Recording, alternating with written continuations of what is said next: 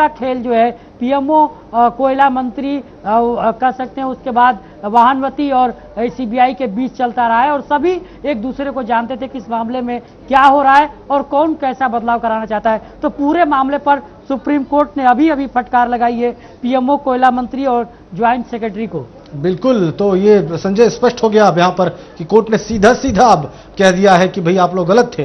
अभी तक कोर्ट शायद इस फाइंडिंग तक ठोस तरीके से नहीं पहुंच पा रही थी, लेकिन सबसे बड़े लॉ ऑफिसर के ये बयान देने के बाद कोर्ट के पास अब ये कहने के अलावा दूसरा कोई रास्ता बचा भी नहीं था। संजय जी, साफ है कि अब जिस तरीके से लॉ ऑफिसर का बयान आ गया है और क्योंकि सरकार की तरफ से सबसे बड़े अधिकारी के रूप में सुप्रीम कोर्ट में एक तरीके से वो प्रस्तुत होते हैं और उनकी बात, सरकार की बात मानी जाती है, यानी जो भी लॉ ऑफिसर बोलेंगे, यानी वाहनवती ने जो कुछ भी कहा है ये माना जाएगा कि वो सरकार की तरफ से दलील दे रहे हैं या सरकार की तरफ से वो व्यक्ति है जो सरकार के पक्ष को रख रहे हैं। तो उनकी बात पर ही सुप्रीम कोर्ट ने इस पूरे मामले को देखा है और अब जबकि उन्होंने खुद ही कह दिया कि कानून मंत्री के कहने पे ही उन्होंने सीबीआई के अधिकारियों से मुलाकात की थी या उस ड्राफ्ट में बदलाव की बात को भी उन्होंने लगभग स्वीकार कर लिया है, तो अब कुछ भी नहीं रह जाता है सीबीआई सुप्रीम कोर्ट के पास। इसलिए सुप्रीम कोर्ट ने सीधे सीधे पीएमओ, कानून मंत्री और ज्वाइंट सेक्रेटरी को इस पूरे मामले पर फटकार लगाया है और उसका ये कहना कि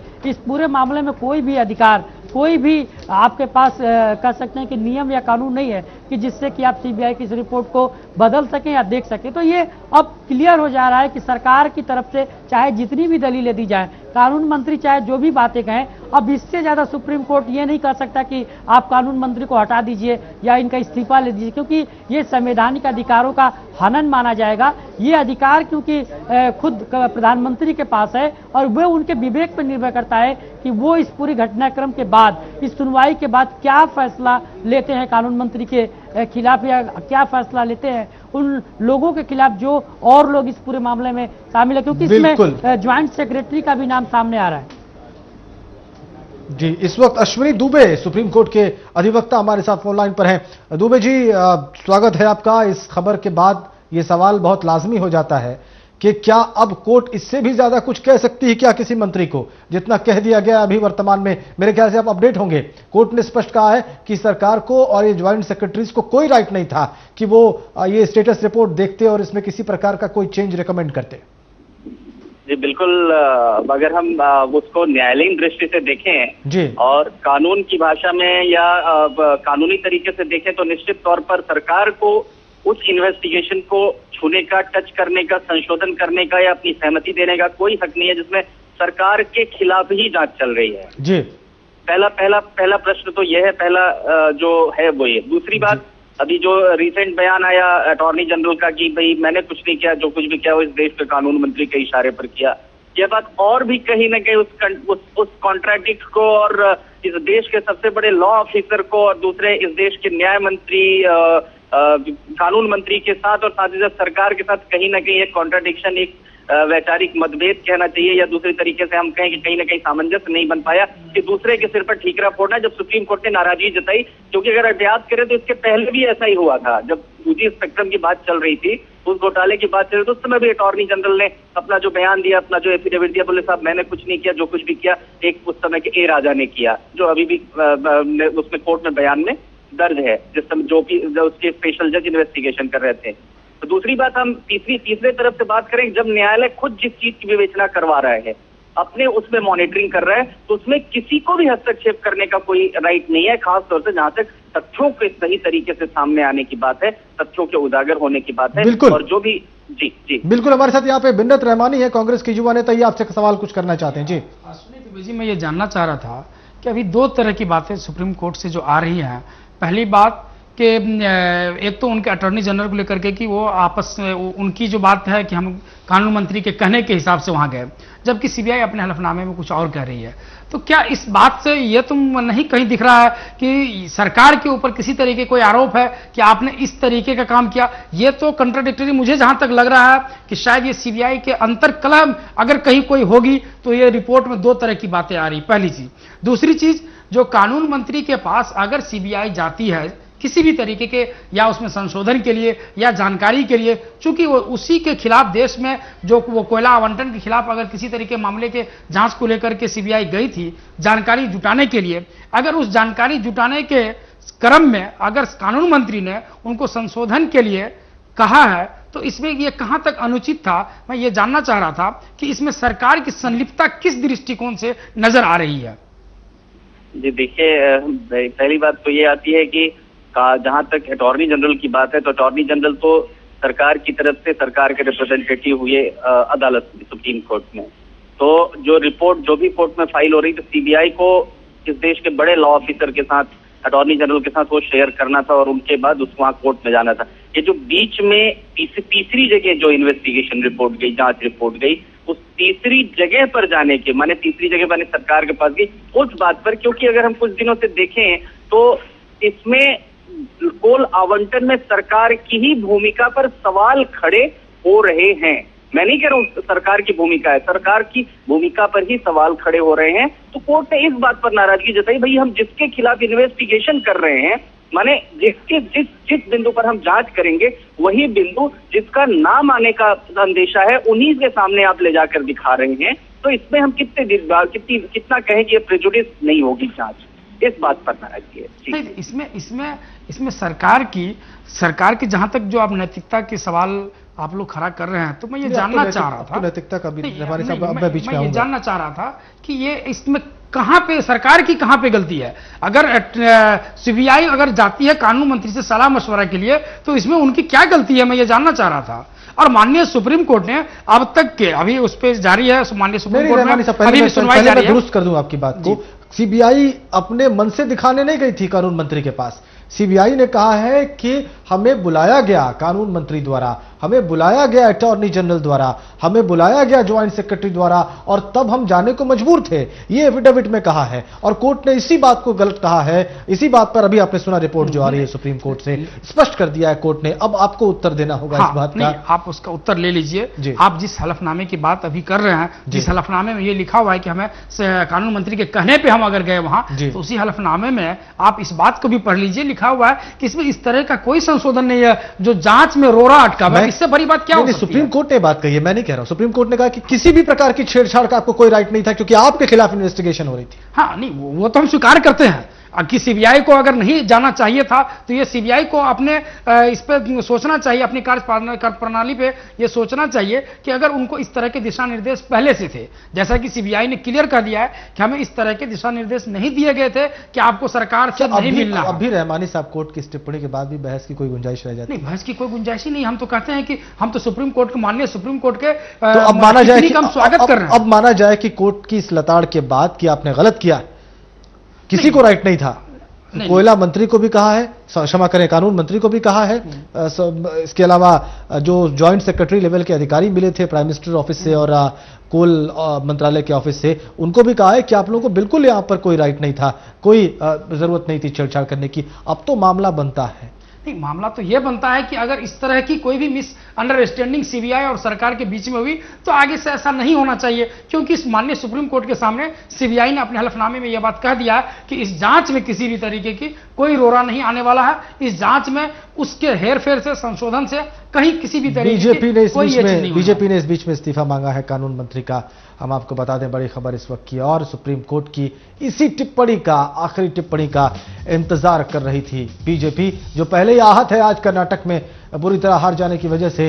यहां पर ऐसा लगा है बीजेपी को दोबारा ऑक्सीजन मिल गई आज, और बीजेपी ने वापस अपनी मांग तेज कर दी है और कहा है कि अब तो कानून मंत्री को इस्तीफा दे ही देना चाहिए, क्योंकि सुप्रीम कोर्ट ने फटकार लगाई है पीएमओ और कानून मंत्रालय के ज्वाइंट सेक्रेटरी को, और यह कहा है कि आपको कोई अधिकार नहीं था, जब हमारे मॉनिटरिंग में यह जांच चल रही थी आपको कोई अधिकार नहीं था कि आप इस जांच में किसी प्रकार की दखलंदाजी करते, स्टेटस रिपोर्ट में किसी भी प्रकार का कोई चेंज करते, यह अधिकार आपको नहीं था। सीधे सीधे यहां पर तीखे शब्दों में एक कोर्ट की मर्यादा का पालन रखते हुए यहां पर सुप्रीम कोर्ट ने यह बात कही है, और किसी भी प्रकार का जो सुझाव दिया था कानून मंत्री ने, पीएमओ और कोयला मंत्रालय के ज्वाइंट सेक्रेटरीज ने उसके लिए फटकार लगाई है। और अब इसी बात पर आधार बनाते हुए इसी बात को बीजेपी ने कानून मंत्री अश्विनी कुमार के इस्तीफे की मांग एक बार फिर से की है। बीजेपी वैसे आज आहत है, हम आपको बता दें। इसी बीच में खबर यह भी है कि कर्नाटक के चुनाव परिणाम आ चुके हैं, बीजेपी वहां पर हार चुकी है, कांग्रेस को जबरदस्त जीत हासिल हुई है। लेकिन यहां पर एक और खबर सरकार के लिहाज से अच्छी नहीं। सुप्रीम कोर्ट ने कहा, स्पष्ट रूप से कहा है कि आपने ठीक नहीं किया। अगर किसी प्रकार की ड्राफ्ट रिपोर्ट में सुझाव दिए हैं आपने बदलाव के लिए, और बदलाव कितना भी किया हो, ये गैर जरूरी था और ये सही नहीं था।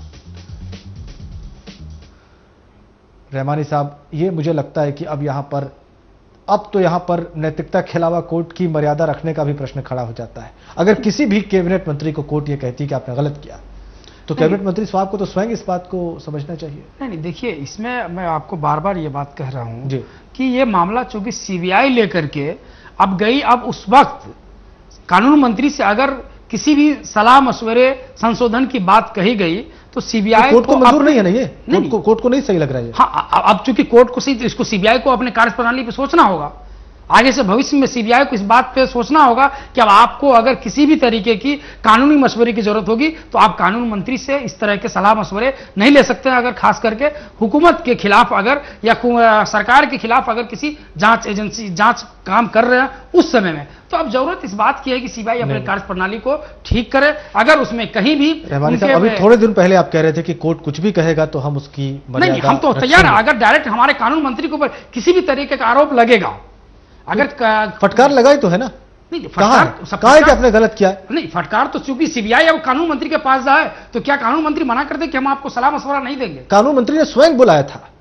नहीं, अब ये तो कानून मंत्री ने स्वयं बुलाया था। तो जब कानून मंत्री ने स्वयं बुलाया था तो सीबीआई वो कुछ कहने को तैयार नहीं है पब्लिक में इस विषय पर, कुछ तो बात है। लेकिन सीबीआई तो स्वयं इस बात को कह रही है ना कि हमने ऐसी कोई भी संशोधन नहीं किया जिससे जांच में रोड़ा बने। सीबीआई ने कहा है कि जो संशोधन हुआ है वो हम आपको बता रहे हैं। सीबीआई ने ओरिजिनल रिपोर्ट जो थी वो भी दाखिल की है और जो चेंज रिपोर्ट थी वो भी दाखिल की है।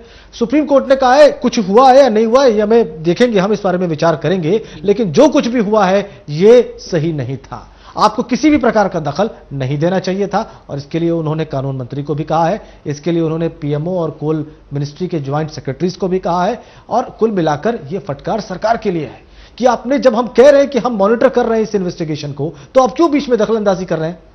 नहीं, बेहतर ये होगा कि मुझे जहां तक लग रहा है कि अभी माननीय सुप्रीम कोर्ट में सुनवाई चल रही है जी, शायद अब तक अभी खत्म नहीं हुई है। लेकिन वो विषय जिसका हमें इंतजार था वो आ चुका है। ठीक है, हम और भी वेट कर लेते हैं। हाँ, हम और अपडेट का इंतजार कर रहे हैं। कुछ कहना चाहेंगे आप निमेश जी? अभी तक सरकार का इस मुद्दे पे जो रवैया, जो मिजाज दिखाई पड़ रहा है जी, उसमें लगता तो यही है कि अश्विनी कुमार के कठोर कदम उठाने की जो मतलब हो रहा है कि होना चाहिए, सुप्रीम कोर्ट ने ऐसी कठोर टिप्पणी की है, तो वैसा उसके आसार कम है। इसके राजनीतिक पहलू आप भी समझते हैं कि चूंकि यही एक मंत्री थे सुबोधकांत सहाय, कोल ब्लॉक में अपने भाई के लिए रिकमेंड करते हैं तो उनकी कुर्सी चली जाती है जी।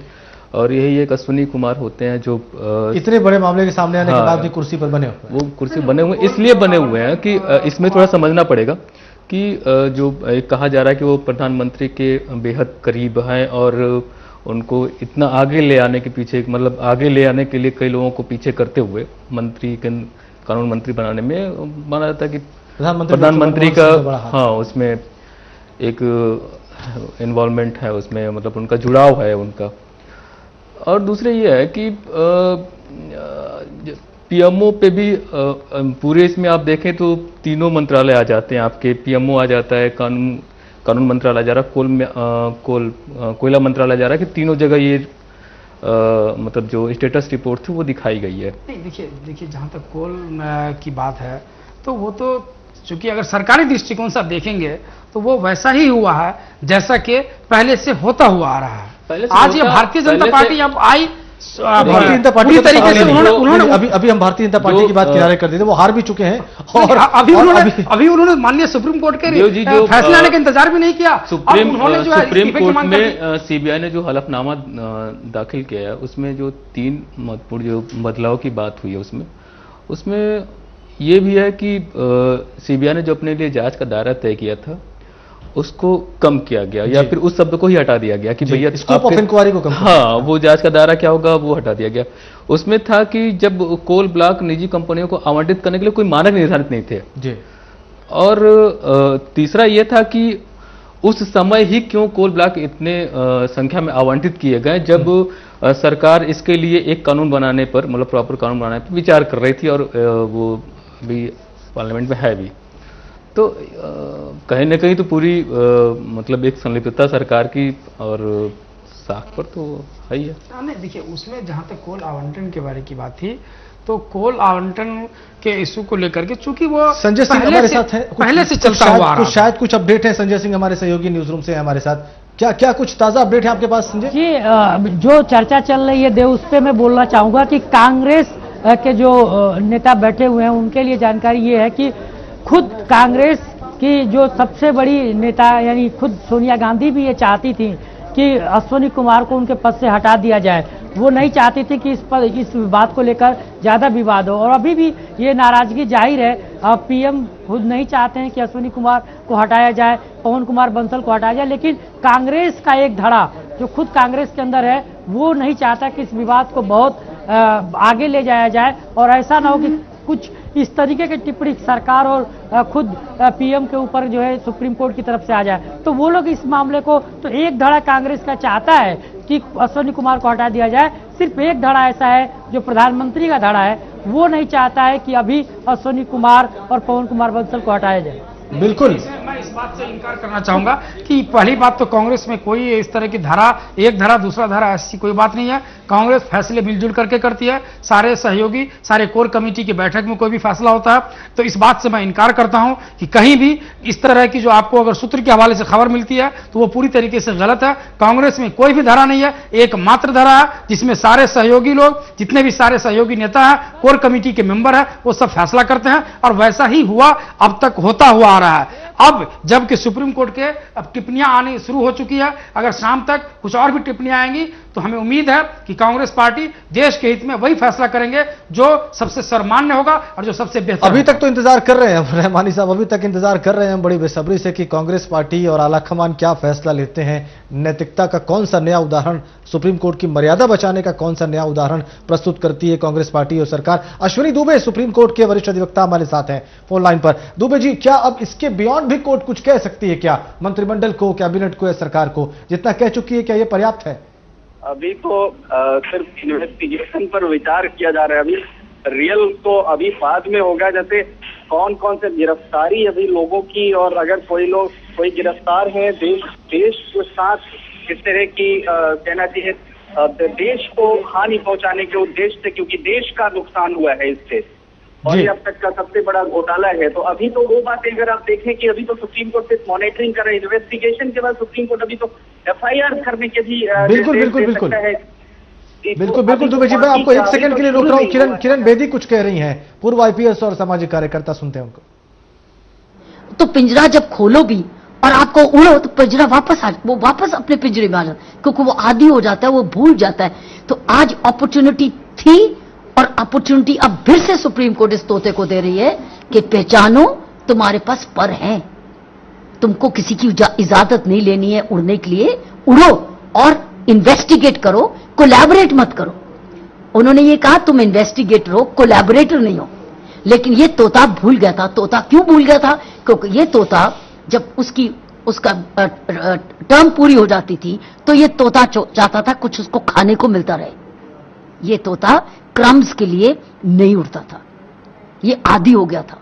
सो आज सुप्रीम कोर्ट फिर से इस भारतीय तोते को पंछी बना रही वापस, कि वो पंछी जो तुम आजाद हो और तुम्हारा काम है ईमानदारी से, इंसाफ से और हिम्मत से काम करने का। तो ये एक बहुत बढ़िया, एक सही वापस सीबीआई को सुप्रीम कोर्ट ला रही है। मैम, सीबीआई ने आज सीबीआई को एक तरीके से सुप्रीम कोर्ट ने आईना दिखाया है, और कई बातों को अगर हम बात करें तो जैसे इंफॉर्मेशन शेयर करने की बात कही गई थी, उसके लेकर भी सवाल उठाए हैं। आपको नहीं लगता अगर सीबीआई एक तरीके से स्वतंत्र रूप में काम करे, इस प्रकार के जो सबसे फेथफुल एक संस्थान है, ऐसा इस देश का भाग्य बदल जाए जिस दिन सुप्रीम कोर्ट सही तरीके से काम करने लग जाए। ये इस देश का भाग्य बदल जाए अगर सीबीआई सही तरीके से काम करने, ये देश का भाग्य बदल जाए।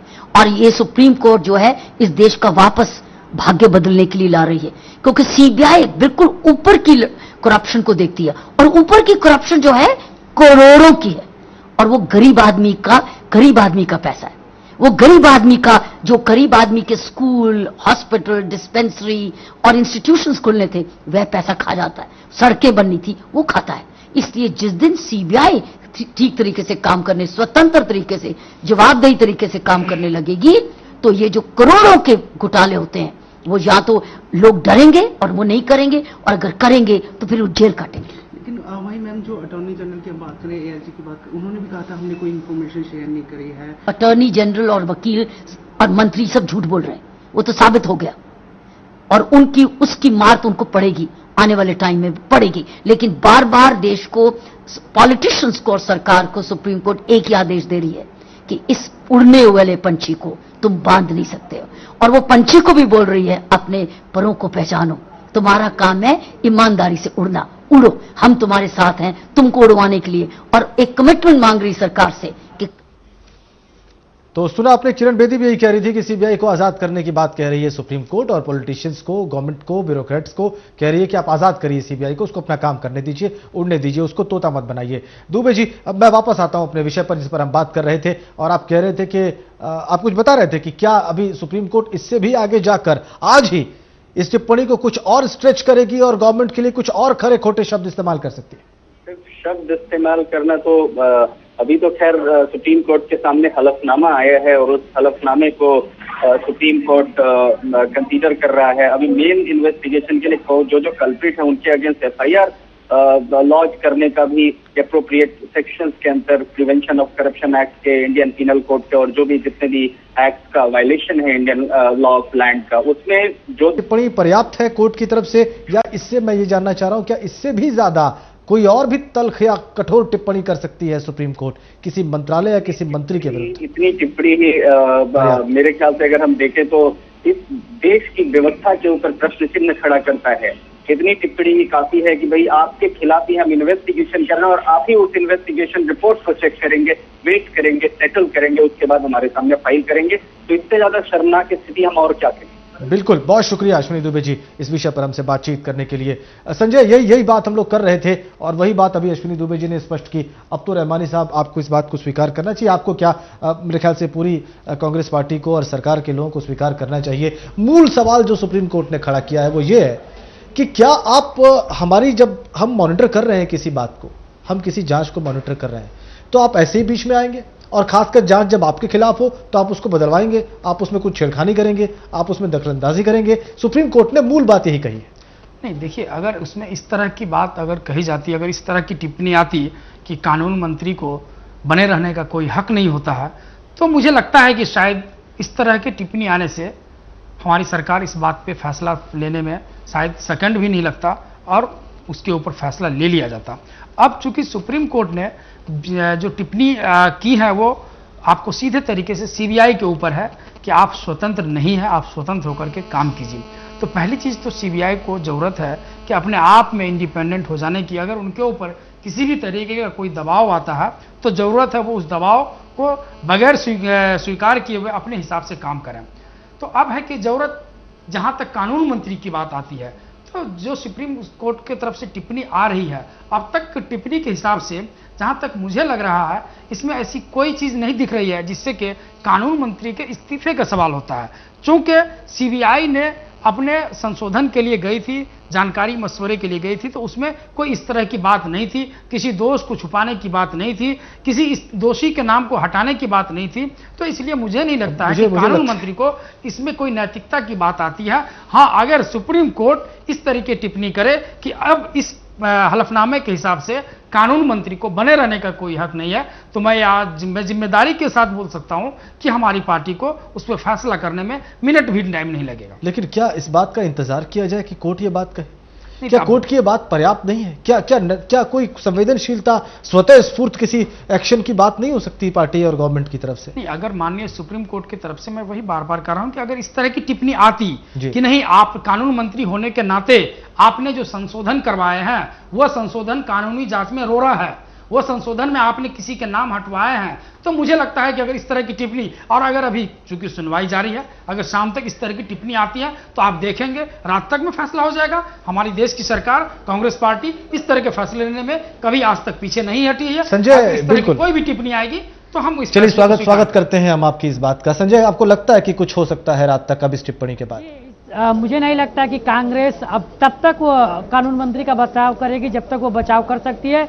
ऐसा होता तो ये वो पार्टी है जहां पर एक्सीडेंट होने के बाद खुद रेल मंत्री ने इस्तीफा दे दिया था और उसमें किसी भी टिप्पणी की जरूरत नहीं पड़ी थी। वहां पर कोर्ट ने कोई टिप्पणी नहीं की थी कि आपको इसके लिए इस्तीफा देना चाहिए। तो मुझे नहीं लगता कि ये कोई तर्क हुआ कि जब तक कोर्ट नहीं कहेगा तब तक हम इस्तीफा नहीं देंगे। ये एक तरीका है बचाने का और इस तरीके पर वो मैं उदाहरण जानना चाहूंगा। संजय, आपने बड़ा अच्छा उदाहरण दिया रेल मंत्री का। मेरे ख्याल से वो कांग्रेस के ही मिनिस्टर। जी वो ठीक है, लेकिन यहाँ पे बात ये उठ रही है कि जो टिप्पणी आई है, अब उस टिप्पणी में आप गौर करें कि वो बात क्या कही गई है। क्या उन्होंने किसी तरीके से जांच की कार्रवाई को रोकने की कोशिश की? क्या कानून मंत्री देश के किसी दोषी को बचाने की कोशिश की? अगर इस तरह की टिप्पणी आ जाए जब तो फैसला। अब कोई रेल अगर दुर्घटना होते होते बच गया तब आप क्या चाहेंगे कि रेल मंत्री इस्तीफा दे दें? हाँ, अगर रेल मंत्री अगर कोई दुर्घटना ऐसी घटती है जिसमें जान माल का नुकसान होता है तो मुझे जहां तक लगता है कांग्रेस ने ऐसा परिचय पहले ही दे रखा है। बिल्कुल वही परिचय वापस लेने की आवश्यकता है। लेकिन देव जी, लेकिन आप ये नहीं कर सकते हैं कि रेल दुर्घटना होते होते बच गई इसलिए कानून मंत्री की, इसलिए रेल मंत्री को इस्तीफा दे देना चाहिए। तो ये मुझे थोड़ा सा कुतर्क लग रहा है। ये इसमें कोई तर्क नहीं लग रहा है। वर्तमान रेल मंत्री पे भी की प्रतिष्ठा भी दांव पे लगी है। ब्रेकिंग एक बड़ी खबर आ रही है इस वक्त की सुप्रीम कोर्ट से आ रही है। हम चाहेंगे कि पहले आप उसको देख लें। सुप्रीम कोर्ट ने यहां पर जो कुछ कहा है वो हम आपको बता दें। कैसे माना जाए कि जांच निष्पक्ष होगी? अगर एक बार यहां पर आशय समझा जा सकता है सुप्रीम कोर्ट के इस ऑब्जर्वेशन का, इस निरीक्षण का, जांच रिपोर्ट कोई प्रगति रिपोर्ट नहीं थी जिसे सरकार से साझा किया जाए। ये बहुत महत्वपूर्ण बात। स्टेटस रिपोर्ट जो है वो कोई प्रोग्रेस रिपोर्ट नहीं थी जिसको सरकार के साथ बांटा जाए, और खासकर तब जब कोर्ट ने क्लियर डायरेक्शन दिया हुआ था कि इस मामले का इन्वेस्टिगेशन हम खुद अपने अंदर देखना चाहते हैं। तो कैसे मान लिया जाए कि जब एक बार इससे प्रभावित किया गया है तो दोबारा प्रभावित नहीं किया जाएगा? सीधा प्रश्न सरकार से।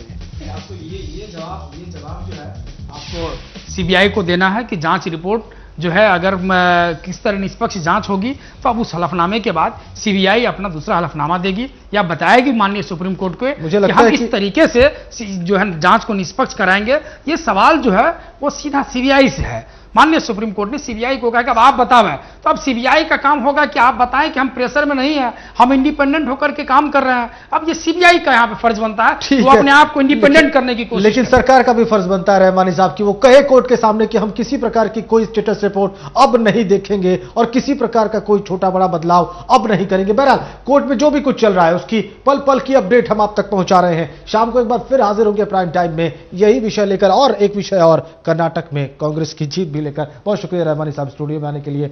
निमिष, हेमंत आपका भी यहां पर स्टूडियो में आने के लिए। संजय आपका भी तमाम अपडेट्स के लिए। सुदर्शन न्यूज पर खबरों का सिलसिला जारी है, हम तमाम अपडेट्स आप तक पहुंचा रहे हैं। फिलहाल सुप्रीम कोर्ट में जो चल रहा है उसका भी, और कर्नाटक से जो कुछ हो रहा है उसका भी। फिलहाल अभी इस कार्यक्रम में इतना ही। जय।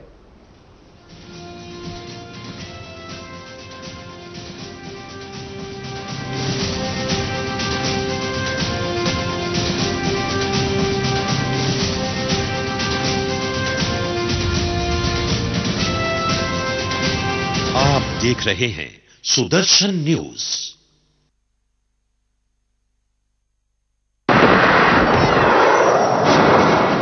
ये सारी एनर्जी आपके मोबाइल फोन बैटरी में जूस लाइव फुल ऑन। नमस्कार दोस्तों, मैं हूं आपका दोस्त अमन यतन वर्मा और जिंदगी बदल देने वाले सफर में आपका हम सब। हमारे हिंदू शास्त्रों में कहा गया है कि 84 लाख योनियों के बाद सौभाग्य से मनुष्य की योनि प्राप्त होती है। न कि सिगरेट, शराब, तंबाकू, गुटखा और दूसरे तरह के नशे के जहर के हवाले कर इसे खत्म कर दें। आज हम नशे की लत से जुड़ी इसी समस्या और उसके पुख्ता समाधान के बारे में न सिर्फ बात करेंगे बल्कि आपको देंगे इस समस्या का समाधान, जिससे न सिर्फ आपको मिलेगी मदद नशे की लत से मुक्ति में, बल्कि मिलेगी एक बेहतरीन मनचाही जिंदगी जिसमें किसी ड्रग, शराब, गुटखा, सिगरेट, बीड़ी जैसे नशे की कोई जगह नहीं होगी। बाय बाय एडिक्शन न सिर्फ आपको नशे से मुक्त कराने में मदद करता है, बल्कि आपकी बॉडी से सारे टॉक्सिन्स को बाहर निकालता है। मैं बहुत दारू पीता था जी। और बीवी के ऊपर हाथ भी छोड़ा मैंने, बहुत मारा भी, पिटाई भी करी। मैं बहुत